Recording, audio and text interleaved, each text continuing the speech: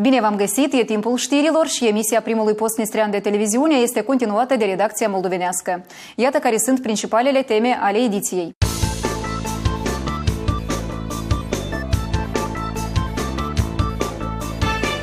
În Ministerul Afacerilor Externe, astăzi a avut loc întrevederea ministrului nistrean de externe Nina Ștanski și a ambasadorului Rusiei pentru misiuni speciale a Ministerului Afacerilor Externe din Federația Rusă, Serghei Gubarev. Serviciul de stat pentru energetică și gospodăria comunal-locativă a elaborat un nou regulament de achitare pentru energie electrică din interiorul scărilor și ascensoare. La fel, în ce tabere se vor putea odihni în vara curentă copiii.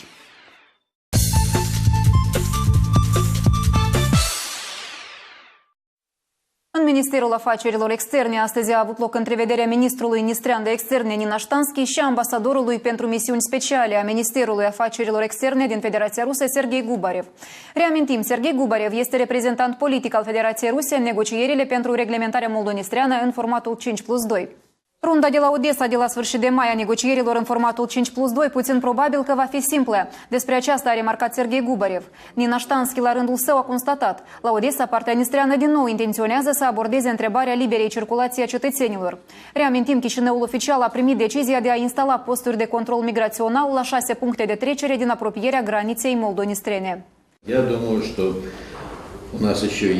Consider că mai avem încă timp, mai bine de o lună, pentru că cu eforturi comune să încercăm să mișcăm din loc întrebările rămase nesoluționate, pentru a obține anumite rezultate concrete în decursul întrevederii de la Odessa, desigur, nu în defavoarea părților. Оценивая возможные перспективы нашей встречи в Одессе, apreciind perspectivele posibile ale întrevederii de la Odessa, poate că mă voi exprima nu chiar popular, dar suntem orientați nu atât spre un progres în decursul întâlnirii, cât spre fixarea poziției noastre curente și spre determinarea faptului pe cât suntem gata să nu dăm înapoi de la acele acorduri atinse în 2012. Serghei Gubarev a remarcat că în calitatea de reprezentant politic al Rusiei în procesul de negocieri nu a primit anumite explicații din partea conducerii moldovenești privind instalarea posturilor de control de migrare. Această întrebare este una din cele abordate la întâlnirea de astăzi de la Chișinău a diplomatului rus cu Eugen Karpov. Astăzi a avut loc discuția telefonică a prezidentului Nistreniei, Eugeniu Șevciuc, cu premierul interimar al Republicii Moldova, Vlad Filat. În cadrul discuției a fost atins acordul despre simplificarea maximală a traversării frontierei moldonistrene în perioada sărbătorilor pascale, 5-6 mai, la fel în zilele de Paștele Blajinilor, 12-13 mai.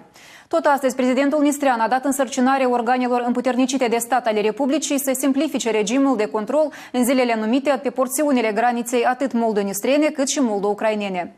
Decizia a fost primită cu scopul creării unor condiții maximal convenabile de traversare a frontierei de către cetățenii și oaspeții Republicii Moldovenești Nistrene. Reamintim, în anul trecut, prezidentul nistrean a introdus deja un asemenea regim simplificat în zilele de Paști. Tradițional, în această perioadă se intensifică torentul de transport și cetățeni ce traversează frontiera nistreană. Cu scopul menținerii unui nivel corespunzător de securitate în zilele de sărbătoare, organele de drept ale Republicii vor lucra în regim intens. Partea nistreană își exprimă încrederea că pașii de creare a ordinii simplificate de traversare a frontierei vor fi întreprinși și de organele de control ale statelor vecine. Serviciul de stat pentru energetică și gospodăria comunal-locativă a elaborat un nou regulament de achitare a energiei electrice din interiorul scărilor și a lucrului ascensoarelor în blocurile locative. Acum el va deveni mult mai flexibil. Locuitorii vor avea posibilitate să aleagă singuri metoda de plată pentru electricitatea întregului bloc.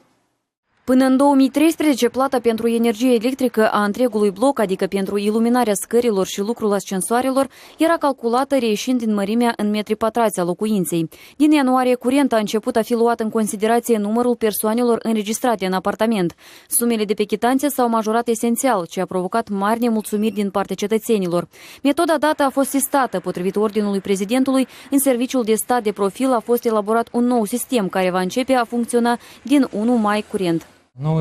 Noul regulament permite flexibilitatea sistemului de repartizare a energiei electrice, adică organizația de conducere stabilește sistemul în conformitate cu codul locativ sau adunarea comună a locuitorilor va decide succesiunea necesară a repartizării energiei electrice pentru cerințele blocurilor locative comune.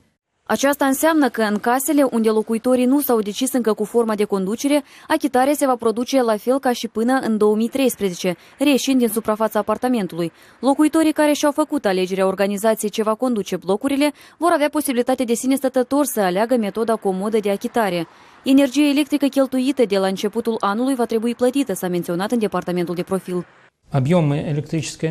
Volumul energiei electrice ce nu a fost achitat din ianuarie până în aprilie 2013 va fi înregistrat, calculat și transmis companiilor de conducere, însă în părți egale, începând cu 1 mai până la 25 noiembrie 2013. Pentru cei care în februarie au achitat serviciile date, va fi efectuată recalcularea. În Serviciul de Stat pentru Energetică și Gospodărie Comunal-Locativă se discută întrebarea instalării pe scări a utilajului de economisire a electricității. Любовь Cojuhari, Oleg Kovalenko, Primul Nistrean. Ridicarea nivelului apei Nistrului s-a făcut simțită și în raionul Kamenka. Majoritatea locuitorilor orașului nu simt pericolul, fiindcă sunt protejați de barajul de pământ. El a mai fost întărit după inundația din vara anului 2008.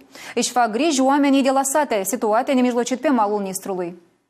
Ridicarea nivelului apei Nistrului în Kamenka a fost înregistrată la 11 aprilie.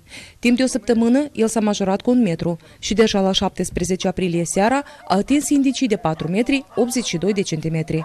Prima localitate rurală din raion care suferă în urma inundațiilor este Rașcov. Șeful administrației locale a estimat că acum nivelul apei constituie doar 40% comparativ cu cel din vara anului 2008. Мы наблюдаем подъем 4 метра 15 сантиметров. Это Парашков. În Rașcov am înregistrat majorarea nivelului de apă până la 4 metri 15 centimetri. Nu e punctul critic. În zona de inundare se află 43 de hectare de grădină și 6 gospodării.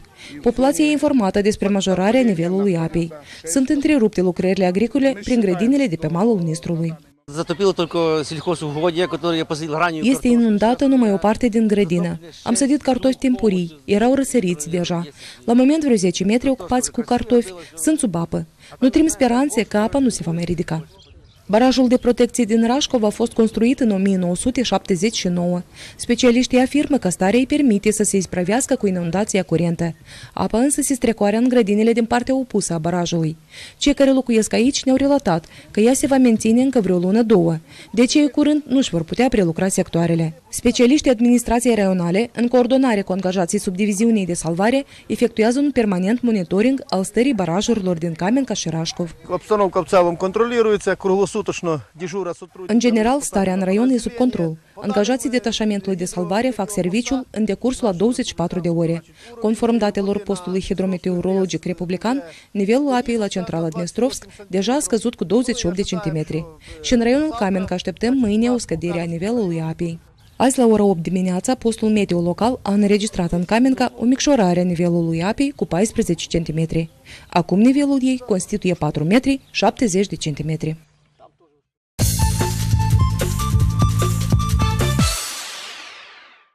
Nu mai rămâne mult timp până la vară, iar odată cu ea va începe perioada concediilor și a vacanței. Anual, taberele de asanare din Nistrenia invită elevii în vârstă de la 7 la 14 ani să-și petreacă zilele de vară cu folos pentru sănătate.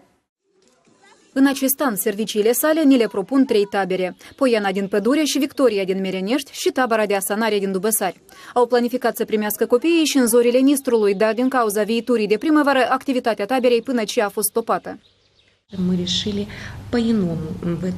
Am hotărât în alt mod, în anul curent, problema repartizării copiilor. În locul a 3 schimburi, cum era anterior, am decis să deschidem și al 4-lea schimb. În legătură cu aceasta, perioada de odihnă a copiilor începe mai devreme, la 8 iunie. Conducătorii de întreprinderi care achită impozitul social unic se pot adresa în Fondul de Asigurare Socială după informație suplimentară privind foile balneare pentru copii și procurarea lor. Ei urmează să afișeze graficul și la locul de muncă, deoarece oamenii trebuie să cunoască câte schimburi vor fi, când încep, pentru a procura la timp foile balneare pentru copii. Procurând foile de odihnă prin intermediul întreprinderilor, părinții plătesc doar 15% din costul ei, și anume 405 ruble pentru 2 săptămâni de odihnă a copilului. Informația suplimentară privind asanarea copiilor în perioada de vară poate fi aflată în Fondul de Stat de Asigurare Socială, la fel pe site-ul fondului. Participanții proiectului obștesc internațional Victoria noastră măreață, dedicat biruinței poporului sovietic în Marele Război pentru apărarea patriei, au trecut și prin Bender, oraș al gloriei militare. La meeting a fost evidențiată importanța acestei acțiuni patriotice. Participanții au depus flori la placa comemorativă dedicată eliberării orașului Bender de sub ocupația fascistă. Pe piața eliberării, solii păcii, participanții proiectului obștesc internațional Victoria noastră măreață au fost întâmpinați de conducătorii orașului, membrii detașamentelor patriotice din școlile Benderului, discipolii școlii de cadeți.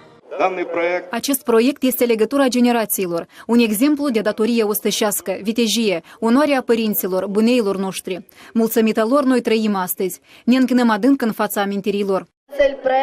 Scopul proiectului este de a nu le permite tinerilor să uite cu ce preț a fost cucerită biruința în Marele Război pentru apărarea patriei.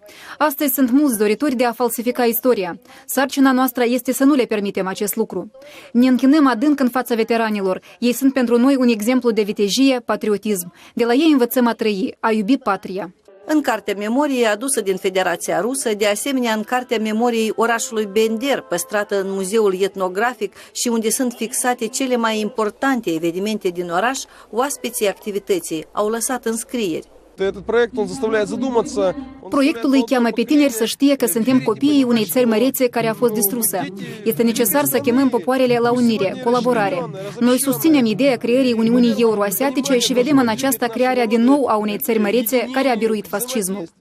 Participanții proiectului obștesc internațional Victoria noastră măreață au primit în dar drapelul Republicii Moldovenești Nistrene și al orașului Bender. Ele au fost înmânate de veteranul Marelui Război pentru apărarea patriei, Fiodor Leștaev, și cetățeanul de onoare al orașului Bender, Leonid Litvinenko. Au avut loc depuneri de flori la placa comemorativă dedicată eliberării orașului Bender de sub ocupația fascistă în august 1944. Oaspeții și-au continuat ruta pentru a o finisa în ziua de 9 mai pe Piața Roșie, în orașul Moscova.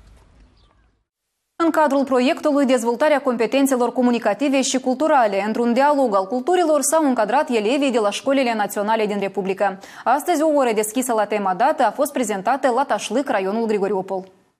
În cadrul seminarului instructiv metodic la limba moldovenească au fost prezentate 2 lecții demonstrative în clasa a 5-a și a 11-a, cu folosirea ultimelor tehnologii informaționale. Activitatea extrașcolară a trezit un interes deosebit la profesorii filologi, care astăzi își fac stagierea la Institutul de Stat Nistrean de Dezvoltare a Învățământului. Aici, desigur că a fost mai mult computerizarea și totodată s-au inclus și alte metodica, legătura interdisciplinară, de exemplu în clasa 5-a, legătura geografiei cu limba moldovenească și totodată și informatică. Activitatea de astăzi a fost a 4-a la număr în cadrul experimentului. Elevii claselor a 8-a au prezentat o șezătoare la care au cântat, dansat, au povestit despre datinile, bucatele naționale ale poporului moldovenesc și rus. Sunt nespus de fericită că anume în școala noastră se petrece experimentul dat. Este într-adevăr ceva foarte interesant. Noi la această măsură dată gândurile le desfășurăm, învățăm foarte multe. Pentru ca experimentul să-și atingă scopul esențial, dialogul culturii popoarelor din țara noastră, în el sunt implicați și diriginții altor clase. Activ lucrează o bună parte din colectivul școlii. Noi ne stăruim ca să le educăm la copii dragostea față de cultura limbii moldovenești, dragostea față de cultura limbii rusii și unele ori se mai face și cunoștință cu cultura ucraineană. Gândim că mai departe elevii o să participe tot așa de activi, ei se văd că sunt încadrați în acest experiment cu toată amploarea, cu toată dragostea față de poezie, față de folclor, față de literatură și ei de acum sunt obișnuiți să vorbească în moldovenește și în limba rusă, simplu, clar. Moderatorii planifică pentru viitor să integreze în experiment și elevii de alte naționalități, găgăuzi, bulgari, etc. Atât pentru această ediție, o seară frumoasă în continuare tuturor. La revedere!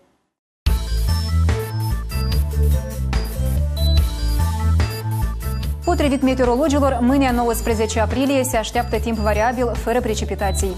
Vântul va sufla din nord-est cu viteza de 6-9 metri pe secundă. Valorile termice vor indica noaptea la nord plus 4, plus 6 grade, ziua plus 16, plus 18. În capitală noaptea plus 5, plus 7, ziua 17-19 grade căldură.